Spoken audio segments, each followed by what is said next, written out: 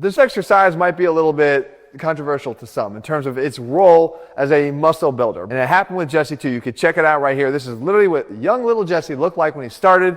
And this is the back of a behemoth at this point, right? Let's call it what it is. But actually built mostly just through deadlifts and getting very strong at the deadlift, by the way. Yeah, very strong. But I can tell you, there is nobody that has built a big deadlift who doesn't have a big, thick, wide, developed back.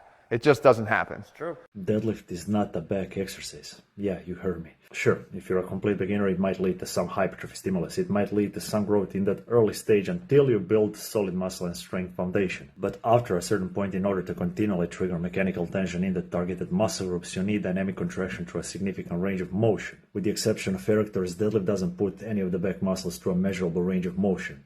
Your upper back and lats are only statically contracted during the deadlift. Virtually all very strong pullers develop their back due to something else entirely, usually an accessory work in a form of heavy rows, pull-downs, or pull-ups, not deadlifts per se. I know there are a bunch of guys who swear they develop their back through deadlifts alone, but usually those guys don't understand how mechanical tension and hypertrophy work.